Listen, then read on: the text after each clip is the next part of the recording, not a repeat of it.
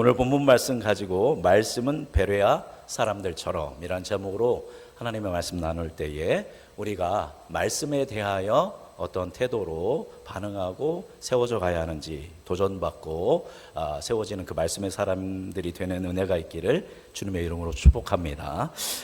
바울이 2차 전도 여행을 하면서 드로아에서 이제 베레아 사람들이 바다를 건너와서 베레아 사람이 와서 우리를 도와달라라는 그 환상을 보고 배를 타고 건너가서 첫 번째 마케도니아의 수도인 빌립보에 가게 됩니다. 그 빌립보에서 이제 그 루디아의 가정이 예수 그리스도를 믿게 되고, 귀신 들렸던 자가 여인이 해방받고 또 예수님을 믿게 되고, 또 간수장의 가족이 다 예수를 믿음으로 말미암아 빌립보 교회가 건강하게 세워집니다. 여러 가지 문제로 또 이 빌립보 교회를 떠나서 데살로니가 교회로 가게 됩니다. 지난주에 우리가 나누었죠, 그죠?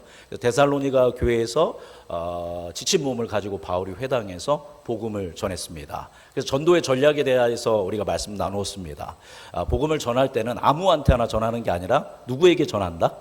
준비된 영혼에게 전한다. 그래서 바울은 준비된 영혼인 회당에 모여있는 사람들에게 복음을 전했습니다. 복음을 증언할 때는 바울이 자기 간증 가지고 증언한 게 아니라 뭐를 가지고 증언했습니까? 성경을 가지고 논증을 했습니다. 거기서 풀어서 이 구약의 성경의 언약에 게시되어진 우리의 구원자 메시아 그리스도가 누구냐에 대해서 쭉 얘기한 다음에 결국 이 예수가 곧 누구다? 그리스도다라는 복음을 전했더니 그 부유하고 고귀한 그 높은 지위의 사람들이 그 말씀에 압도되어서 결국 많은 이들이 예수 그리스도를 믿는 그 부흥의 역사가 데살로니가 교회에 일어나게 됩니다. 그런데 안타깝게도 교회가 부흥하니까 이 교회의 부흥을 굉장히 기분 나쁘게 보는 존재들이 있었죠. 바로 유대인들이었습니다. 유대인들이 회당에 왔던 귀부인들과 하나님을 경외하는 이방인들이 다 어디로 가는 거예요? 교회로 가게 되니까 이거에 분노해서 이제 질투와 시기에 눈이 멀어서 이 갈라디아에 있는 죄송합니다.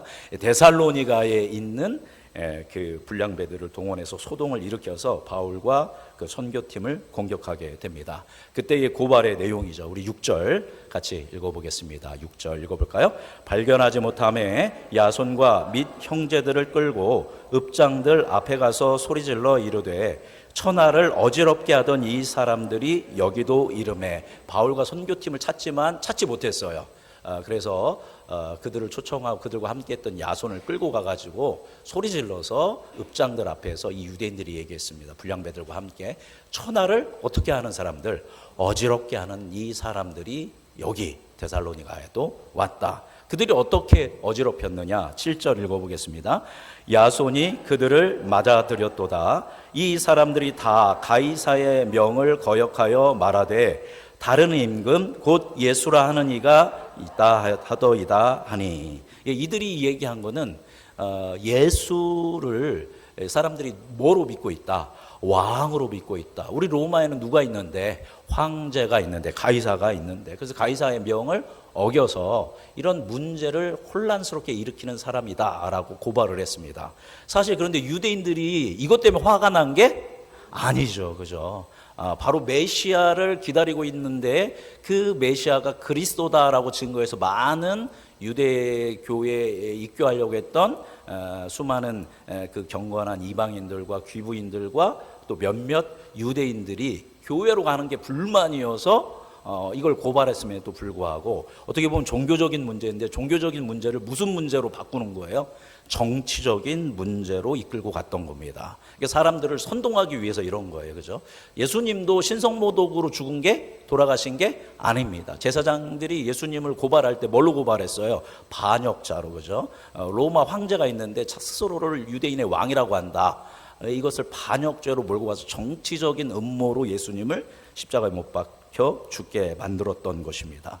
그때 했던 버릇 그대로 이런 복음에 대해서, 말씀에 대해서 다루는 게 아니라 정치적인 문제로 예수를 왕이라고 한다. 그러니까 얘들은 로마의 반역자다. 그래서 사회를 혼란스럽게 만드는 사람들이다라고 하면서 고발을 했습니다. 이걸 들은 로마 또 헬라인들은 열받죠. 그래서 이 사람들을 이제 어떻게든 징계하려고 하는 어떤 이런 상황에 놓이게 됩니다. 사실 그런데 이 유대인들의 말은 반은 맞고 반은 틀립니다.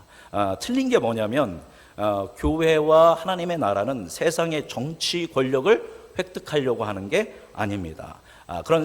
그렇기 때문에 틀리지만, 그러나 세상의 가치보다 더 본질적이고 의미 있는 하나님의 나라 확장을 일으킨다라는 면에서는 세상을 어떻게 보면 어지럽게 할 수 있다는 겁니다. 여태까지 세상의 가치로 살아왔는데 이제는 뭐의 가치로 살아라?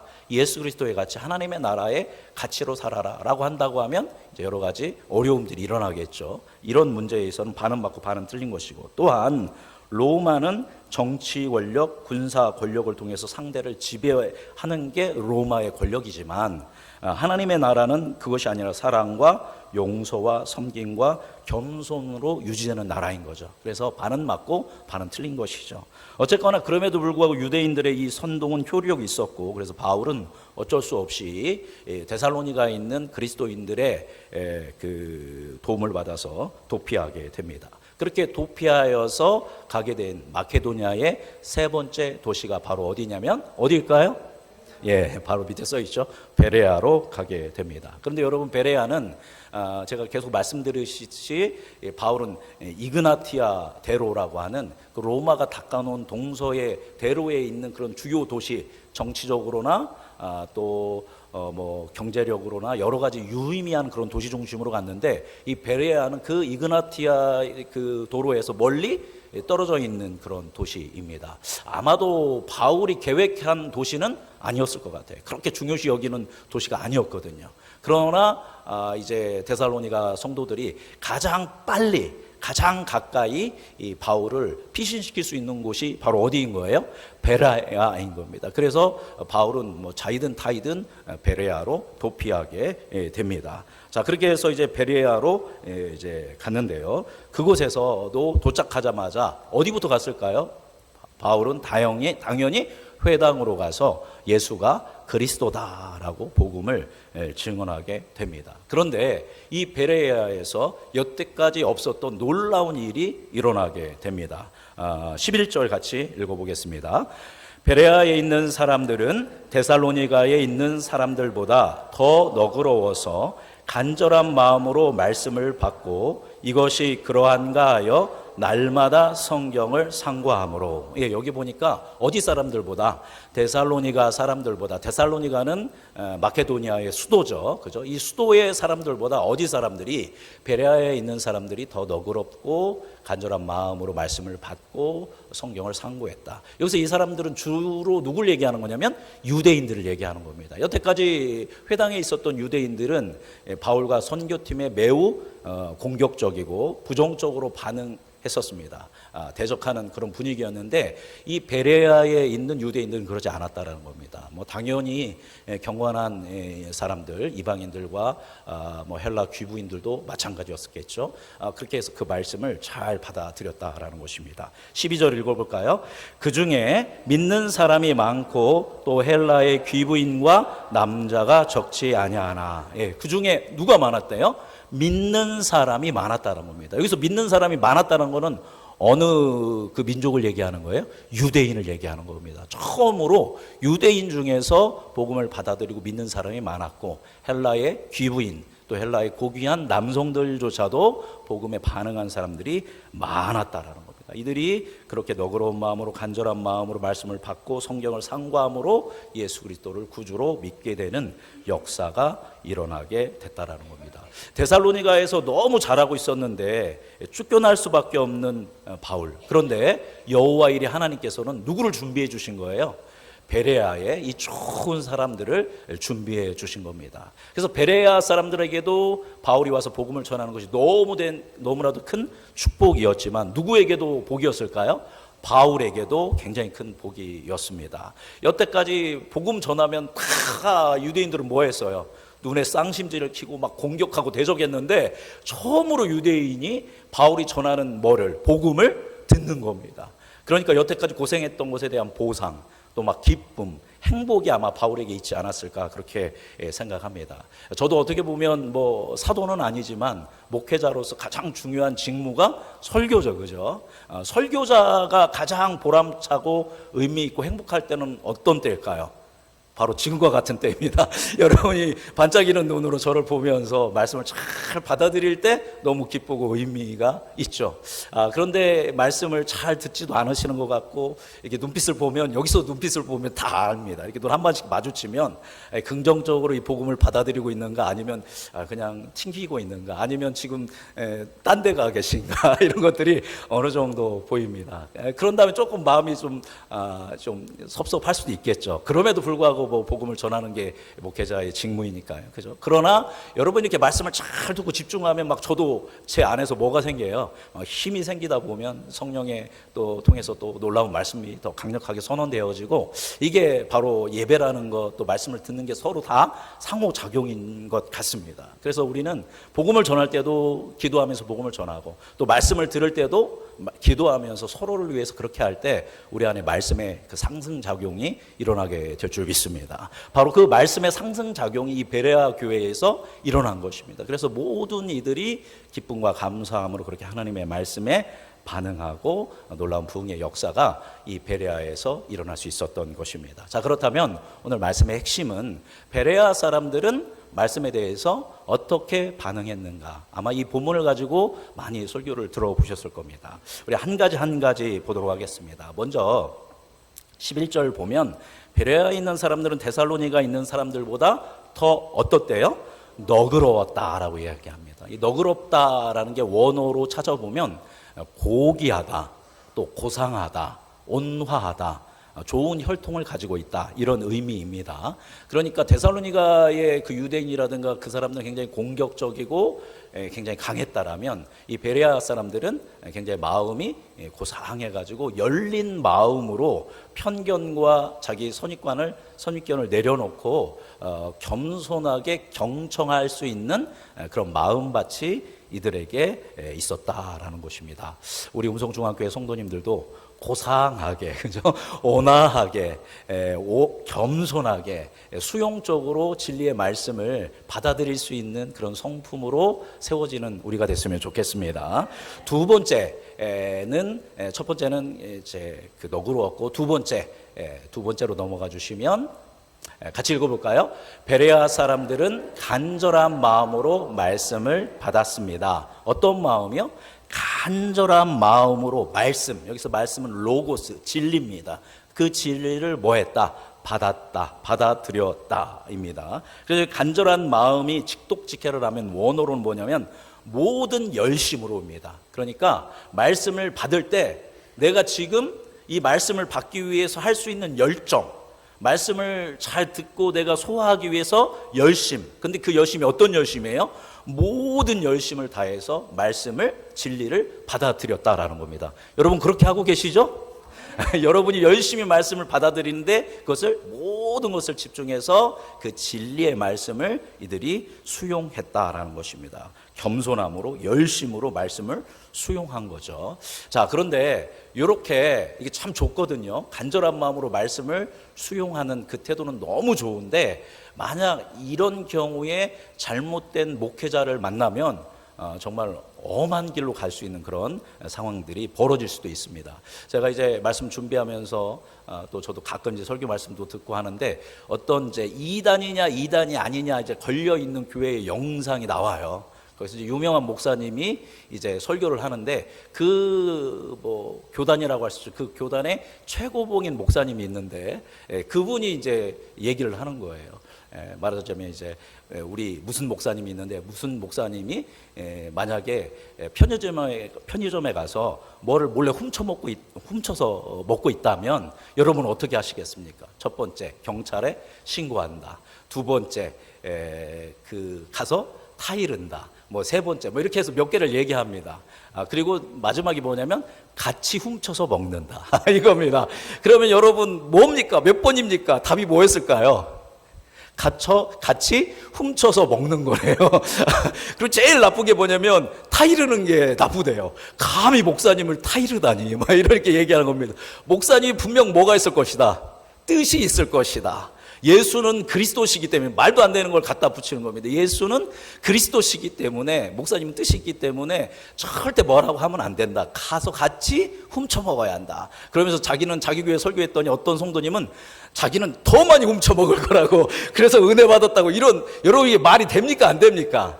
안 됩니다. 이와 같이 좋은 수용력을 가지고 하는 이런 사꾼, 이런 잘못된 목회자들을 만날 때는 정말 엄한 데로 가고, 편의점에서 훔쳐먹고 더 훔쳐먹는 말도 안 되는 이런 거에 아멘 아멘 하고 앉아있는 걸 보면서 제가 이걸 영상으로 나중에 한번 틀어드려야겠다라는 생각을 했습니다. 이 베레아 사람들도 그랬느냐, 겸손하게 온유하게 말씀을 받아들일 때 그렇게 했느냐. 이들은 정말 겸손하게 말씀을, 진리의 말씀을 받아들였지만 맹목적으로 받아들이지는 않았다라는 겁니다. 세 번째 같이 읽어보겠습니다. 자, 3번 띄워주시겠어요? 자, 읽어보겠습니다. 베레아 사람들은 그러한가 하여 날마다 성경을 상고했습니다. 예, 놀라운 말씀입니다. 그 바울의 이야기를 듣고 예수가 그리스도다, 정말 예수가 그리스도냐, 구약에 예언되어진 그 메시아냐를 그들이 뭐 했대요? 날마다 성경을 가지고, 하나님의 말씀을 가지고 뭐 했어요? 상고했다라는 겁니다. 상고하는 것은 조사하다, 검토하다, 확인하다라는 겁니다. 그냥 말만 듣고 얘기하는 게 아니라 성경을 통해서 이게 오류가 있는지 없는지, 이게 말이 되는지 안 되는지, 하나님의 성품에 합한지 않는지를 계속 연구하면서 바울과 날마다 만나서 성경을 논증하고 토론하였다라는 겁니다. 그래서 우리의 근거는 뭐가 되어야 돼요?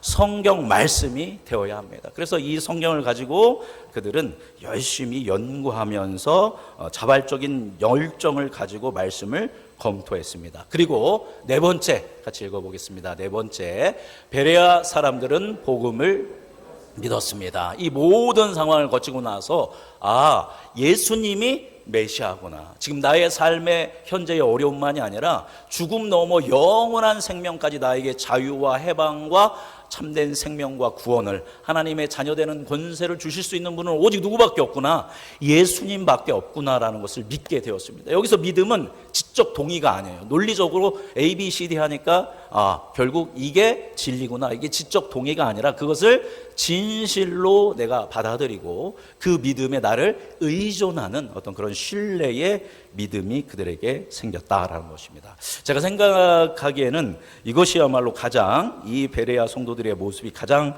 이상적인 회심이 아닐까 생각합니다. 왜냐하면 이 베레아 사람들의 회심, 베레아 사람들이 예수님을 믿게 된 그 기반, 근거는 뭐에 기반한 거예요? 성경에 기반, 다른 말로 한다면 진리에 기반하였기 때문에, 진리의 터 위에 섰기 때문에 쉽게 흔들리지 않습니다. 여기 앉아 계신 분들 중에서 그 진리의 기반 위에 서 있는 분들도 있지만, 또 어떤 분들은 처음에 예수님을 믿을 때 경험에 기반해서 예수님을 믿기도 합니다. 물론 중요합니다. 우리가 신비한 체험을 하는 것, 마음이 뜨거워지는 것, 통회의 눈물을 흘리는 것, 주님 없이는 살 수 없다라는 것을 마음 깊이 경험하고 깨달은 그런 경험들은 우리의 신앙에 굉장히 확증이 되고 너무 도움이 됩니다. 그러나 그것이 우리의 믿음의 기반이 되어서는 안 됩니다. 왜냐하면 경험에 근거한 신앙은 또다시 뭐를 추구할까요? 경험을 추구합니다. 근데 그 경험이 채워지지 않으면 믿음이 흔들리게 됩니다. 예를 들어서 내가 이 병만 고침받으면 내가 예수님을 믿겠습니다 라고 했는데 병 고침을 받았어요. 그래서 예수님을 믿게 되었어요. 이건 뭐에 기반한 믿음입니까? 경험에 기반한 믿음입니다. 그런데 또 다른 문제가 생겼어요. 그래서 하나님께 열심히 기도했는데 하나님이 응답해 주시지 않았어요. 제가 말씀드리지만 응답하지 않는 것도 하나님의 뭐예요? 응답입니다. 기다려야 하는 거, 우리에게 합당하지 않기 때문에 하나님은 멈추는 거거든요. 그래서 하나님한테 아무리 기도해도 안 되는데 옆에서 용한 무당이 있어, 한번 가보자. 아니면 이거 우리 부처님 여기 믿는 애 강력해, 한번 가서 기도해 보자. 그런데 진리의 터 위에 있는 게 아니라 경험의 터 위에 있으니까 그래? 그래도 내가 그리스도인인데 그래도 한 번만 와봐. 그래서 무당한테 가봤어요. 그래서 법당에 갔어요. 근데 내 문제가 뭐 됐어요? 해결되었어요. 그럼 누가 더 센 거예요? 무당이 더 세고 부처님이 더 센 거예요. 그러면 이제 누구에게로 가면 돼요? 무당한테 가고 부처님한테 가면 돼요. 뭐에 기반한 신앙은? 경험에 기반한 시간. 물론 우리가 너무 힘들고 어려울 때 하나님을 붙들고 그 문제를 해결받기 위한 그 간절한 마음은 얼마나 크고 깊겠습니까? 그죠? 그러나 하나님 분명히 그 모든 상황 가운데 다 알고 계시고 그 상황을 조정하시고 결국 구원의 길로 우리 하나님이 인도하여 줄 믿습니다. 이게 뭐예요? 진리입니다. 진리. 예수님이 우리의 구원자고 하나님이 우리의 아버지시기 때문에 나의 삶, 우리 자녀의 삶, 우리의 삶을 결국 온전한 길로 인도해 줄 것이라는 이 진리의 터 위에 세워 있으면 지금 나의 문제가 해결되지 않더라도 붙들고 가는 겁니다. 그런데 뭐에 기반하면? 경험에 기반하면 이 문제 안 되면 저리로 가고 이게 경험 안 되면 저리로 가고 언제든지 내가 믿는 신을 그때그때 뭐 할 수 있어요? 바꿀 수 있다라는 겁니다. 그러나 베레아 사람들은 이 깊은 과정을 통해서 복음을 믿었기 때문에 절대로 뭐 하지 않는다. 쉽게 흔들리지 않게 된다라는 겁니다. 그래서 이방 종교, 우상의 종교는 자꾸 능력 대결을 하려고 해요. 한번 고쳐보자. 한번 네 능력 한번 나타내봐라. 그거에 휩쓸려서 우리 하나님이 더 능력이 있어 해가지고 대결해보자. 우리의 믿음은 능력 대결이 아닙니다. 우리의 대결은 뭐의 대결이에요? 진리의 대결입니다. 그럼에도 불구하고 우리의 진리는 예수 그리스도라는 것, 우리의 구원자라는 예수 그리스도라는 것을 강력하게 복음으로 증언할 때 어둠의 권세가 그 진리 앞에 무너지고 어둠은 빛 앞에 고꾸러지게 되는 줄 믿습니다. 그래서 우리가 어떤 신앙을 가져야 하냐면 뭐에 근거한 신앙을 가져야 한다? 말씀에 기반한 신앙, 진리에 기반한 신앙을 가져야 한다라는 것입니다. 자, 여러분이 지금 뭐를 듣고 있어요? 설교 말씀을 듣고 있습니다. 제가 나름 이 사도행전 17장 10절에서 15절 말씀을 이 세대에 맞게 풀어서 여러분이 이해할 수 있도록 해석해서 하나님의 말씀을 기도하면서 준비해서 전하고 있습니다. 자, 그렇게 생각할 때 이 말씀의 최종적 해석자는 누구라고 여러분 생각이 됩니까?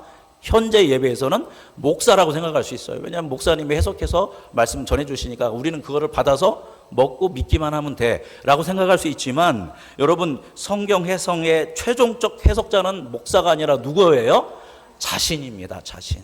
지금 목회자가 선포하는, 설교자가 선포하는 이 말씀이 과연 진리인가? 여러분, 그래서 이 사람들처럼 갈망하면서 겸손함에게 삶을 묵상하면서 성경을 상고하면서 이게 내 삶에 어떤 의미가 있는가? 내가 한 주의 삶을 살 때 목사님이 증거한 말씀, 내가 읽고 있는 말씀이 나한테 어떤 의미가 있는가를 최종적으로 해석하는 거는 누가 하는 거예요? 내가 하고 내 삶에 적용해보고 실험해보고 아, 이게 진리였구나. 아, 내가 이렇게 살아야 하는구나. 이렇게 해야 우리의 삶 가운데 하나님의 말씀에 대한 경험이 깊어지고 더 굳건한 믿음의 사람으로 주님을 경험하며 세워지는 줄 믿습니다. 바로 어디 사람들이 그랬던 거예요? 베레아의 사람들이 그렇게 했다라는 것입니다. 예, 말씀 정리하겠습니다. 따라서 앞으로 우리 음성중앙교회 성도님들 그리고 함께 예배하고 있는 여러분 모두 한 분 한 분 주님을 예배하고 또 설교 시간에 말씀 듣고 또 뭐 TV를 통해서 말씀을 듣고 또 성경을 읽을 때에 하나님의 말씀을 받을 때에 오늘 베레아 성도들처럼 온화하고 고귀하게 마음을 열어 편견을 내려놓고 겸손함으로 진리를 수용하시기 바랍니다. 또한 간절한 마음으로 나의 온 열심을 다해서 진리를 받아들이시기 바랍니다. 그리고 진리를 받아들였다면 성경을 날마다 상고하며 이것이 정말 그러한가 여러분 말씀으로 검증하고 그것을 여러분의 삶에 실제로 여러분의 생활에 적용하고 어떻게 적용해야 하는지 스스로 진지하게 질문하고 하나님께 질문하면서 그 말씀, 진리의 말씀을 신뢰하고 그것을 붙들고 따라감으로 인하여 말씀의 살아계심을 경험하는, 하나님의 살아계심을 경험하는 그런 말씀의 사람들이 되는 베레아와 성도들과 같은 우리 모든 성도님들 되시기를 주님의 이름으로 축복합니다. 기도하겠습니다. 살아계신